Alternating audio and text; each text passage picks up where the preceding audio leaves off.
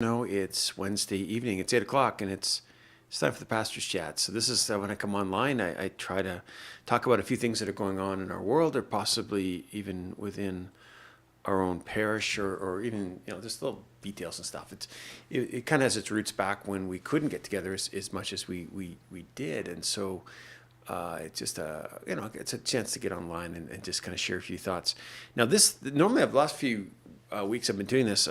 I've been talking about my upcoming homilies because it just happens to be before I was preaching. This weekend, actually, it's Father Kevin's chance to preach. He's been on for a little while. He's been doing a few extra things around the diocese, and so it's his turn to preach. I think it's the 10 maidens, the five wise and five foolish, and there's not enough oil to go around. And oil is I think it's symbolic of good works. So again, Kevin can deal with that and wait for the weekend and see what he has to say.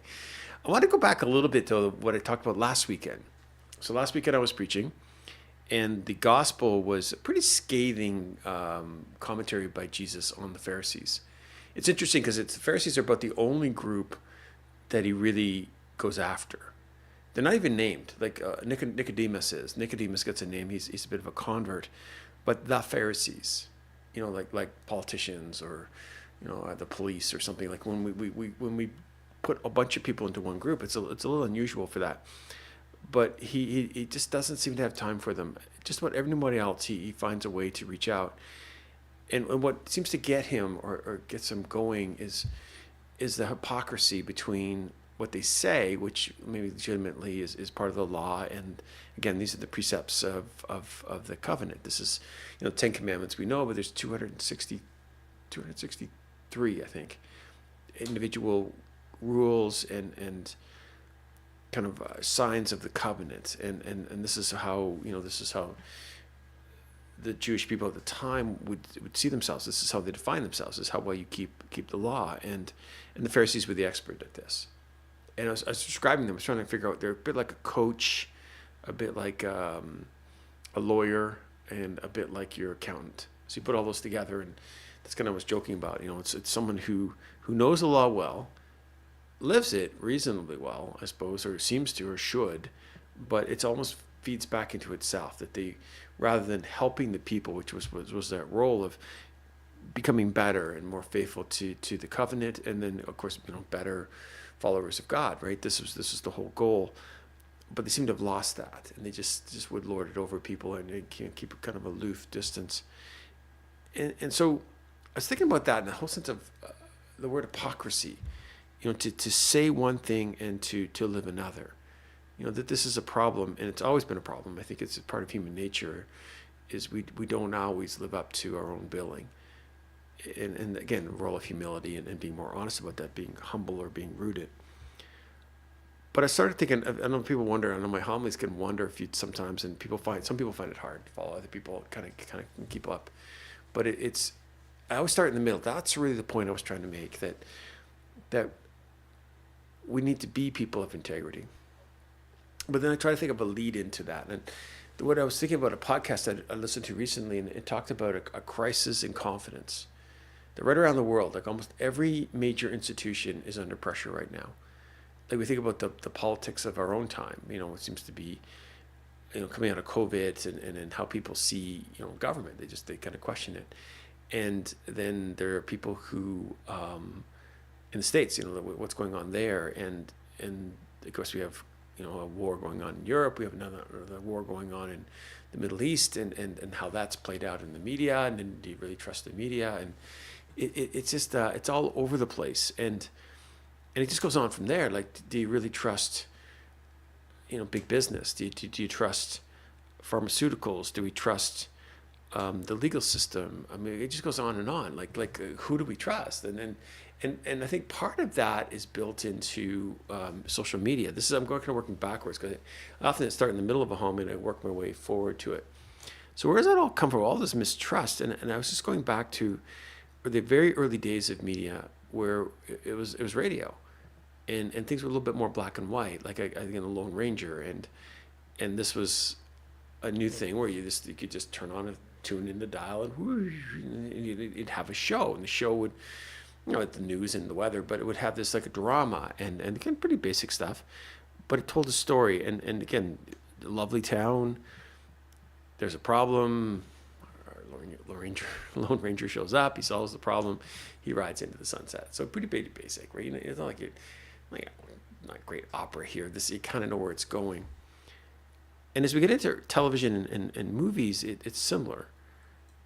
But then we get more complicated. I think people get tired of those plot lines, and so Hollywood becomes a little more sophisticated and starts doing something called the anti-hero. I talked about this in the 60s, 70s, 80s, where kind of bad people who really are kind of good at heart. And the classic, I think, was John Wayne in True Grit, Rooster Colbert. And he's this not necessarily a good man. He's hard drinking and he's gambling and he's violent and there's a lot of things about him that you necessarily wouldn't want a neighbor.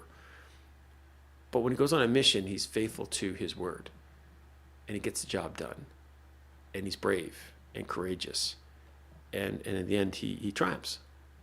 And so again, bad people are capable of good things given the right context. So you're starting to play with those kind of borders, right? So it's not just W. Do right, I'll save you, Nell. It's no. This is a little more complicated. And then from there, it just gets more and more complicated. Like now we have good people that are really actually bad, and bad people that are good, and virtues that become vices, and vices that become virtues. If I said to you, let's go out and have a good time, is it really good? Well, no. I mean, when you say that means going out to a bar or, going to the casino, having a good time isn't really good. To be prudent, which is sort of a kind of a good thing that's considered bad, like prudence and wisdom, sometimes it just doesn't seem like those are valued as much. It's a strange how, vices become virtues and virtues become vices. But there's another huge thing that changes is with social media, because now it blurs the line between not only good and evil, but between what is real and unreal, like virtual reality. So computer-generated imagery, which allows the Lord of the Rings to be made, like again, this is the point I made in my homily, it's amazing. Like it's amazing that you can, anything you can imagine, somebody can, with a computer and enough time, can create. And with social media now, that can be transformed right into our house. And this is the other big change, is because now you have a situation where you don't just go to the movies and watch a movie, then go home to reality. The home and movie start to blur a little bit because it's in your pocket. It never sleeps. And again, I used kind of a bit of a joke. I was talking about early on, I remember television when it went off the air, about midnight or 1 o'clock. Like you said, that tone, right? Some of us remember that. And the point being, like, why are you awake? Go to sleep before cable. There's no point in doing programming at this time of night. But it never stops now. And it doesn't end at the movie theater. And it doesn't end when you turn off the TV. It follows you in your pocket. It's on your iPad. It's on your computer. It just never stops. And so we've lost good and evil. We've lost the boundary between what's real and unreal. And then we lost the boundary kind of between what's out there, virtual reality, and then what's real reality. In fact, I remember hearing a story, I didn't include this in my homily, but when the movie Avatar came out, there was actually a bit of a syndrome where people would watch the movie many times and then almost be disappointed with real life. They were so enamored with the being a 14-foot avatar on another planet who seemed to be much more in tune with the environment than we are. People wanted that life and didn't find their own life that interesting. It's strange. It's a strange kind of mentality when a virtual reality would become more attractive than real life. People often who game a lot will have like an alternative online personality, which they're more enamored with maybe than the real one. And that's interesting. Now, not the worst thing in the world, bit of fantasy, whatever, but it's just that blurring of the lines. This is what I keep coming back to. And the last step in this is now artificial intelligence, which is kind of just takes it to another level, because you can ask a computer to do just about anything, and we're not even sure exactly how it does it, but it can create the imagery, it can create homilies, it can create essays, it can write these things very quickly on any, give it a 4 or 5 little, parameters, and it'll just put together a little talk for you. Now, that's kind of what we do anyway. So is it so much worse than somebody just writes the same novel over and over again? Kind of a Harlequin romance kind of thing. It's kind of the same plot line. It's just, whether it's a town in Virginia or it's a town in I don't know, in California or something. It doesn't. It's just change the character slightly, but it's basically the same plot line. I don't know. It just is a very strange world. And so what I was trying to get to with all that is it creates an hypocrisy, I think, in our own way of seeing the world. What is real and what is unreal? And if we can't keep that straight, then how are we going to figure out the bigger truth? There's no such thing as if there is no objective truth, then I'm just free to make up whatever I want, and it's just one big video game that's kind of like all invasive. Like I just don't think that's what life is. I think it has a transcendence and a beauty and a truth. And so that's what I was kind of fighting against. So I used that as the intro, made the point about the Pharisees that's been around for a long time. And again, even in their own biblical times, like the people didn't trust the Pharisees, but they didn't trust their king, was a fallen kingship. They didn't trust the Romans, who were an oppressive kind of occupying force. The Greeks ahead of them were also difficult. The Egyptians were often invading. The Babylonians, were invading down as well. So there's lots of problems in their time. There's lots of this going on as well. So if all that's happening, then what is real? And I went back to a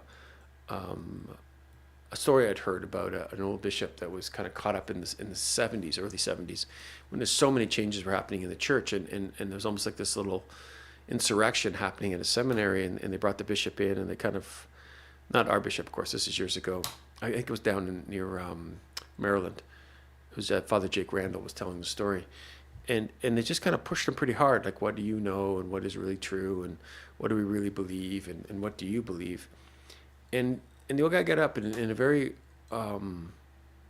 authentic voice, and I think without lashing out, he said, well, I believe in God, Father Almighty, creator of heaven and earth. I believe in Jesus Christ, his only Son, our Lord, who was crucified, died, and was buried. He rose again, ascended into heaven to sit at the right hand of the Father. He just recited the creed and said, this is my core belief. This is my identity.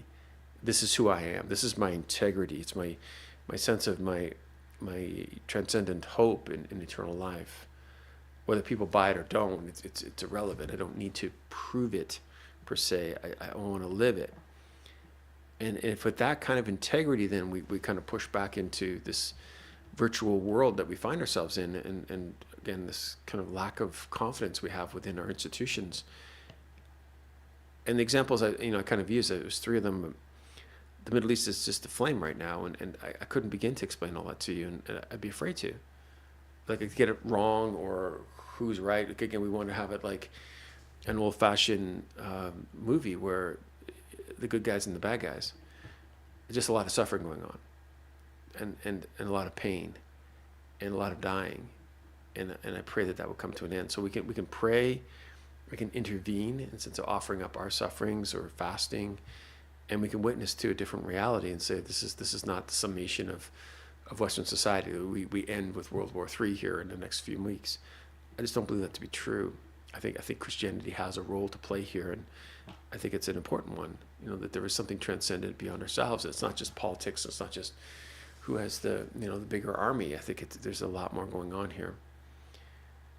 And if that's true of Middle East and what's going on in Ukraine, is it true even within our own country? And again, social issues that are happening and things that are difficult to understand, and all of a sudden, they're hot button issues that just seem to be everywhere. And I mean, I could rail against that or call it out or try to fight it or resist it. But again, I think to pray for Canada, to pray for our city, Ottawa, to pray for unity and for peace and just the dignity of the human person and sanctity of life. And I think we just need to continue to be that witness in this world. So we pray, we intervene, and and we show a witness, or show a credible alternative to an increasingly secular age, increasingly violent secular age. It's these odd things. And to make it more personal, we just come back down to our own families.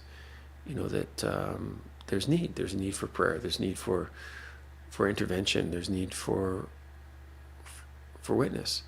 We can do that. We can do that even on a very local level, and in neighborhoods and families, and just encouraging people to do that, to engage in that process. Because the bottom line is, I think, I said kind of three things, during the homily, that people are incredibly isolated. I just really think that's true. That we're having that hard time with that.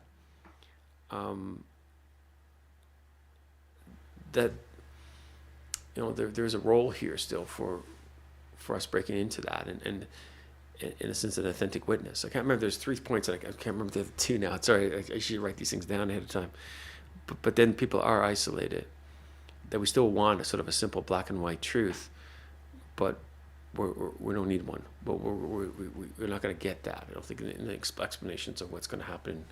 So then we're going to have to witness to the faith, and I think that good people have to remain virtuous in a world even when there's not a lot of immediate fruit for that. And a lot of people aren't necessarily jumping on board or supporting you on a regular basis. You got to do it anyway. It's really kind of important. So that's a little retro. If you want, I think the homily's online somewhere if you want to watch it. And I basically just gave it, but it kind of in a different order. But when I'm writing homilies or thinking of them, that's the order I do it. I always start in the middle and think, okay, what's the takeaway point? What's the T-shirt slogan that could sum up my homily? Well, I think if the Pharisees have a lack of integrity, we need to have people of integrity. And then try to show how social media is kind of led into that. But I think Christ leads out of it. And there's always a role that Christians can play on mission and in discipleship to be that voice, to be that credible alternative. It's really, really important. It's very critically important. It's something we've been saying the last few months, that in a world that's kind of lost its way, I do think people are starting to ask those questions. I think people are really starting to say, well, I think this world's crazy. I think it's madness. They may not all turn back to church anytime soon. In fact, it may not turn at all. But those that do need to see in us as a parish and individually as authentic. I don't think they need us to be perfect. I don't think they have to have all the answers. But we need to be people of integrity, that they don't see in us as sort of a smugness or a pride or a kind of an arrogance. That's not going to cut it. We really need to be the people we said we're going to be, and really only can do that in relationship with Jesus. So there it is. That's my little story for the night. I hope that makes sense to you. I hope that you're finding, a good place to be tonight. It's getting cold. I think talking about our first, not really snowstorm, but snow issue. A little bit of freezing rain tonight and some drizzle and some ice pellets. So it could be a little bit of a miserable morning tomorrow. But keep safe. Remember, this is all part of being in Canada. This too shall pass. So a little shout out to Diane. I think congratulations. I think on the wedding. I think I heard good things, and I hope that's all good news for the Keys family, and Matthew as well. Thank you for chiming in. If people want to leave comments, please feel free to do so. I'll try to check in later. Usually the comments, I'll usually do it on Facebook, but even if you leave comments on anywhere, I'll hopefully see them eventually, and I'll try to answer them personally if I can. But all that aside, keep warm, keep safe, and we'll talk again. May the good Lord continue to watch over, guide, and protect you. May the saints and angels intercede for you. May our Blessed Mother wrap you in the mantle of her peace. May God bless you and keep you now in the name of the Father, and the Son, and the Holy Spirit.